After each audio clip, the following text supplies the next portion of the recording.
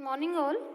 I Chanchal Verma welcome you all in class of business statistics और आज का हमारा टॉपिक है मेजरिंग ऑफ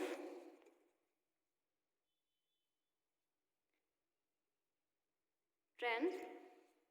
ठीक है, मैंने आपको इससे पहले वाले लेक्चर के अंदर 3 मेथड करवा दिए थे। आज का हमारा मेथड है least square method.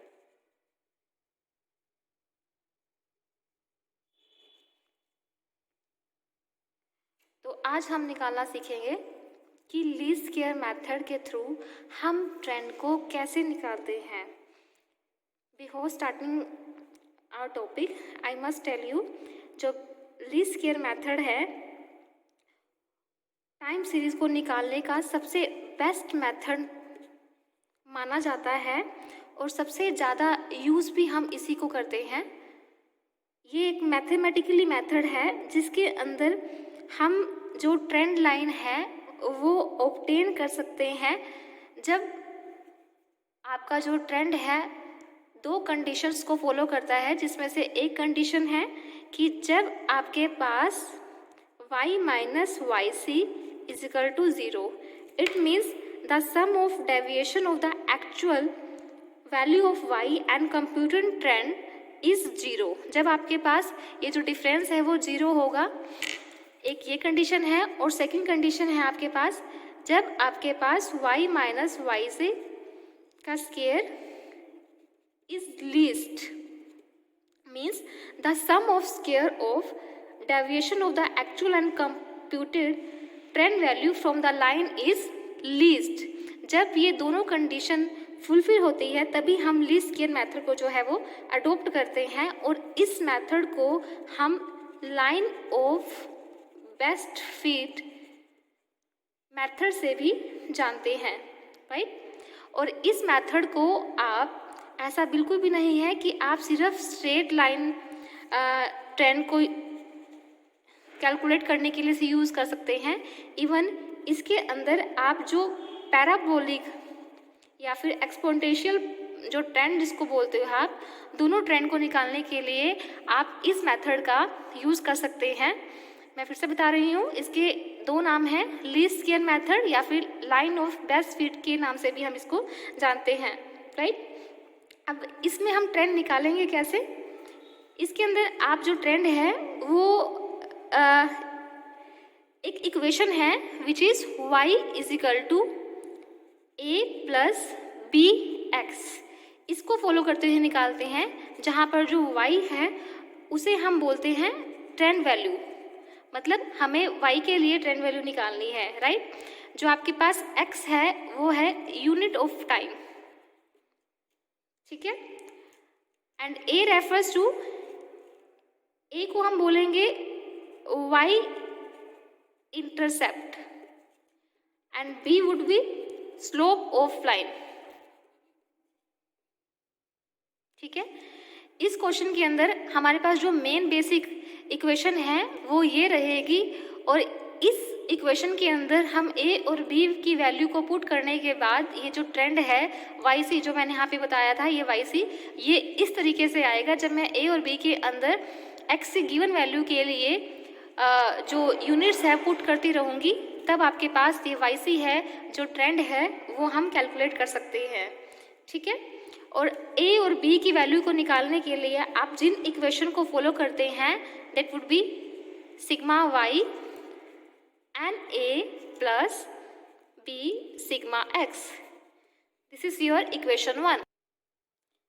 Second one sigma. अब देखो यहाँ पर y था, इसके जो अपोजिट वेरिएबल है उसे आप इस इक्वेशन के अंदर ऐड कर देंगे। y है तो हमने क्या कर दिया, x को ऐड कर दिया, it will be X Y and this will be a sigma x। अगर x आया तो n एलिमिनेट हो जाएगा एंड दिस वुड बी, एक x ऑलरेडी है, अगर एक x और आ जाएगा तो it would be x square. तो ये आपके पास बन जाएगी इक्वेशन 2, ठीक है। इन इक्वेशन को सॉल्व करने के बाद आप a और b की वैल्यू निकालते हैं और उन वैल्यूज़ के थ्रू आप इस मेथड का जो ट्रेंड है वो फाइंड आउट करते हैं। क्लियर।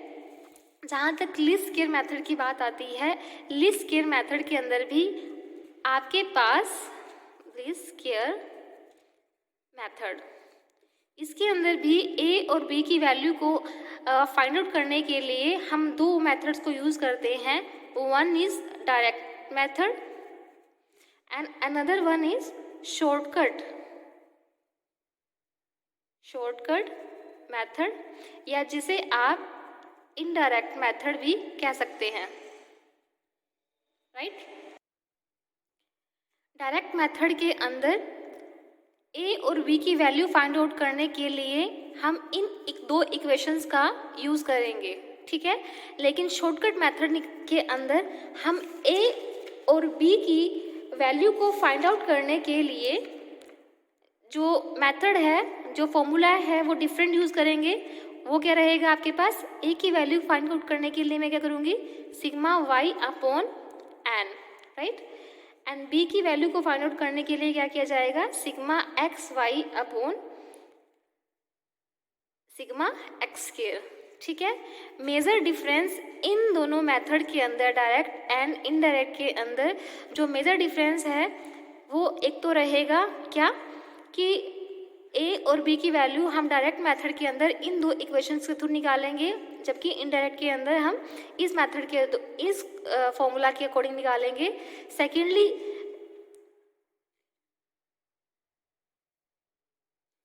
सेकेंडली हमारे पास जो ईयर ऑफ ओरिजिन है उसके अंदर हमारे पास इनिशियली ईयर दिया होता है, लेकिन इनके अंदर जो शॉर्टकट मेथड है इसके अंदर आप जो मिडल ईयर है उसे हम आपका जो बेस ईयर है, आपका जो ईयर ऑफ ओरिजिन है वो कंसीडर करते हैं. तो इस तरीके से इन दो मेथड के अंदर जो मेजर डिफरेंस है ये दो हैं. अब चलिए इसे एक प्रैक्टिकल क्वेश्चन के थ्रू करते हैं. पहले हम डायरेक्ट मेथड को फॉलो करते हैं एक प्रैक्टिकल क्वेश्चन के थ्रू. अब इस क्वेश्चन के अंदर क्या दिया है, आपको ईयर्स दे रखे हैं और प्रोडक्शन दे दिया आपको लाख टन के अंदर. ठीक है. कहा किया गया है, find a straight line trend by the method of least square taking 2001 as year of origin to the following data. right. आपको इसके लिए ट्रेंड वैल्यूज निकालनी है, लेकिन जब आपको जो ईयर ऑफ ओरिजिन है वो 2001 देना है. जैसे मैंने आपको पहले बताया था, डायरेक्ट मेथड के अंदर आपको बता दिया जाता है कि आपको जो ईयर ऑफ ओरिजिन है क्या दिया जाएगा, क्या आपको ईयर ऑफ ओरिजिन लेना है. ठीक है. तो इसके बेस के ऊपर हम क्या निकालेंगे, उन्हीं इक्वेशंस के अनुरूप हमने वेरिएबल्स की जो वैल्यूज़ है वो निकालनी है. जैसे मैं आपको पहले बता दूं, हमारे पास जो इक्वेशन थी वो क्या थी, a plus B X. Right. और उसके बाद हमारे पास जो टू नॉर्मल इक्वेशन थी वो क्या थी, sigma Y N A plus B X and X Y A sigma X plus B X square. ठीक है.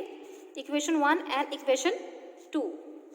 अब मुझे इन इक्वेशन के अनुरूप जो भी वैल्यूज निकालनी है वो मैं इस ग्राफ से निकाल लूँगी. मेरे पास ये ईयर गिवन है, इसे मैं वाई कंसीडर करूँगी. राइट. और एक्स मतलब डेविएशन फ्रॉम 2001, क्योंकि मुझे 2001 इन्होंने कहा है कि आपको ओरिजिन 2001 से कंसिडर करना है. ठीक है. तो 2001 से लेके 2002 में कितने साल का डेविएशन है, 1 साल का. 2001 से लेके 2003 के अंदर कितने साल का डेविएशन है, 2 साल का. 2001 से 4 के अंदर 3. राइट. 4, 5 और 6. इस तरीके से मैंने क्या किया है, 2001 को 7 साल तक, 2001 से 2 से 3 से 4 से एंड सो ऑन 7 ईयर तक उसका जो डिफरेंस है वो ले लिया है. ठीक है.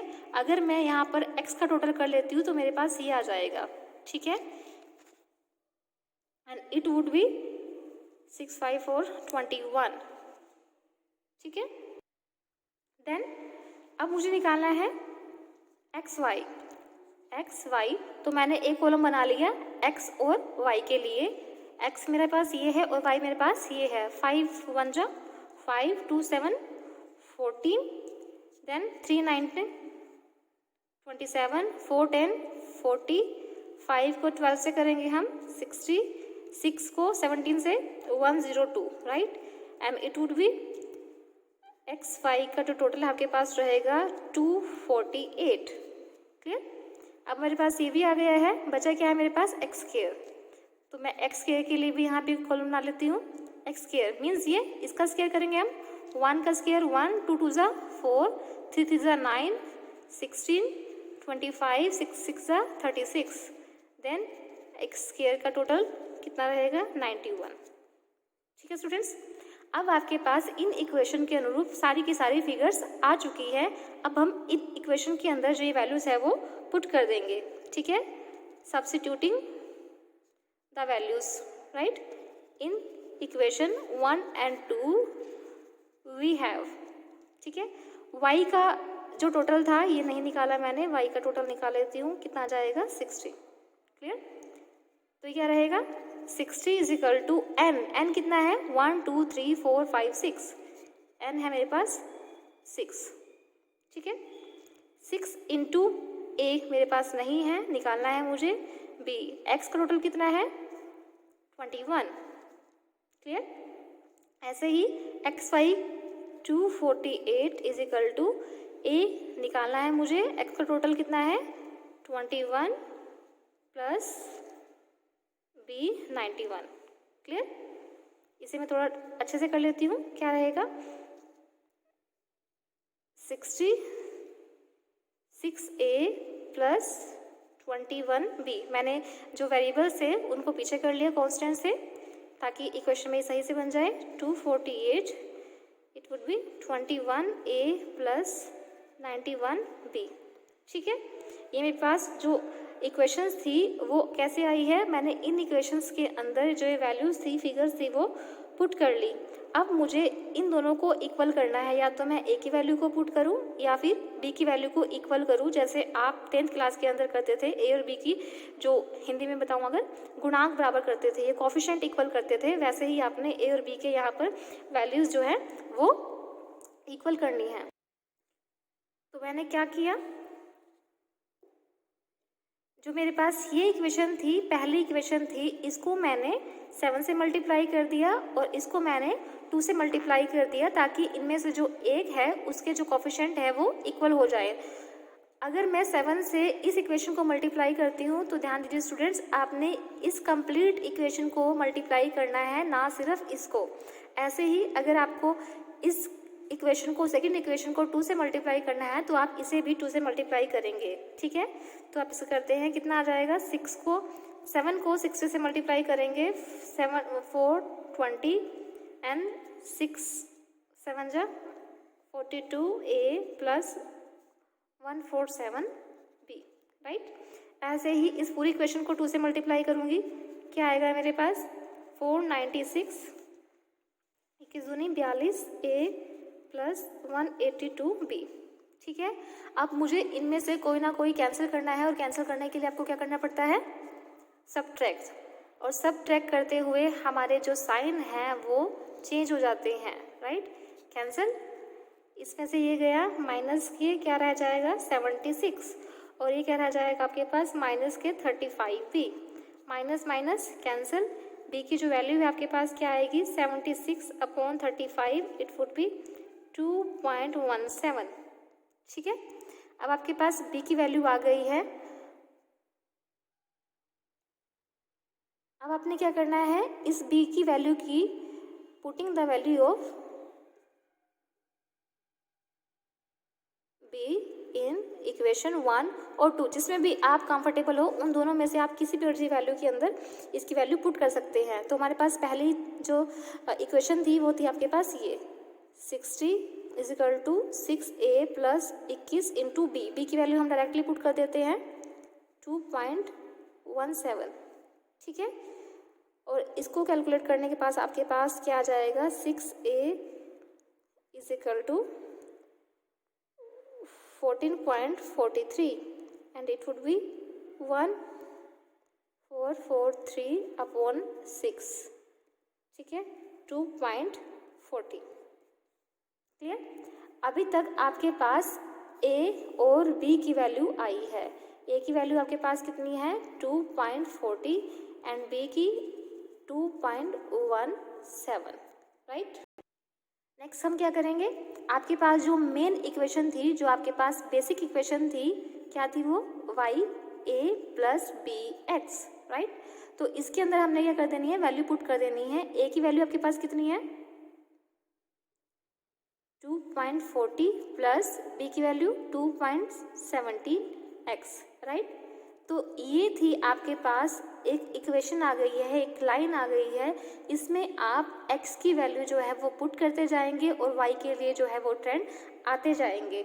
फॉर एग्जांपल, अगर मुझे ट्रेंड वैल्यू निकालनी है फॉर 2002, ठीक है, 2003, 2004, 2005, 6 और 7, ठीक है। यहाँ पर मेरी जो x की वैल्यू थी, मैं आपको दिखा देती हूँ। लास्ट क्वेश्चन के अंदर हमारे पास जो x की वैल्यू थी ये थी हमारे पास, ठीक है। 2001 के लिए x कितना था 1 एंड इसके लिए 2, 3, 4, 5, 6, ठीक है स्टूडेंट्स। तो आपने क्या करना है, इस इक्वेशन के अंदर ये x की जो वैल्यू है वो आप हर साल के लिए चेंज करते जाएंगे और आपके पास जो ये ट्रेंड है वो आते रहेंगे। जैसे 2.40 प्लस 270x, 2002 के लिए x की वैल्यू 1 है, इसे हम कैलकुलेट करेंगे 4.57, राइट। 2.40 प्लस 2.17, अब 2003 के लिए x की वैल्यू क्या है 2 है। इस तरीके से आपके पास कितना आ जाएगा 6.74। For this 2.40 plus 217x is here 3, then it will be 8.91, clear है। 2.40 प्लस 2.17, 2005 के लिए आपके पास डेविएशन था 4, it would be 11.08। for 5 it would be 13.25। for this 2.40 plus 2176 it would be 1542, get it। तो हमारे पास जो ये सारी वैल्यूज़ आई हैं वो हैं ट्रेंड वैल्यूज़, ठीक है। यही आपको कैलकुलेट करनी थी। अब कई बार क्वेश्चन के अंदर क्या होता है, यहाँ पे हमने कॉन्सिक्वेंटली ट्रेंड वैल्यूज़ निकाली है, ठीक है, 2007 तक ऑटोमेटिकली आ गई। बट कई बार क्वेश्चन के अंदर क्या दिया होता है कि आपको 2007 को छोड़ो, मैंने लिख दिया आपको 2010 के लिए भी जो ट्रेंड वैल्यू है वो आपको फाइंड आउट करनी है। तो हम क्या करेंगे, जो आपका जो ओरिजिन ईयर था, ठीक है, उससे हम करेंगे कंपेयर 2010 को, ठीक है। अब मेरा ओरिजिन ईयर क्या था 2001 से लेके 2010 तक मेरा जो x है वो कितना हो जाएगा 9। मतलब जो मेरे पास ये चीज़ है आई है, डेविएशन आया है वो 9 ईयर का है। तो मैंने क्या कर देना है, अगर मुझे यहाँ पर 2010 के लिए ट्रेंड निकालना है तो x मेरे पास कितना होगा 9। तो इस तरीके से 2.40 प्लस 217 इज इक्वल टू 9 करके मैं इसकी वैल्यू जो है वो निकाल लूँगी और ये आपके पास ये आ जाएगा 2010 के लिए ट्रेंड आ जाएगा। तो अगर आपके पास जो क्वेश्चन है, जो सीक्वेंस ईयर है, उसके बियॉन्ड भी अगर किसी ईयर का ट्रेंड पूछ लिया जाता है तो आपको परेशान हैरान होने की ज़रूरत नहीं है। आप क्या करोगे, उस साल को कंपैरिजन कर लोगे ओरिजिनल ईयर से और उसके बेसिस के ऊपर आपने डेविएशन लेके उसका जो आंसर है, उसका जो ट्रेंड है वो फाइंड आउट कर लेना है, ठीक है स्टूडेंट्स। आई जस्ट होप आपको ये जो डायरेक्ट मेथड है ट्रेंड निकालने का लीस्ट स्क्वेयर मेथड के अंदर वो समझ आ गया होगा। For shortcut method different video बनाई जाएगी जिसमें आपको उस मेथड को बड़े डिटेल में बताया जाएगा। तब तक के लिए आप इसे रिवाइज करें। Thank you, God bless you all.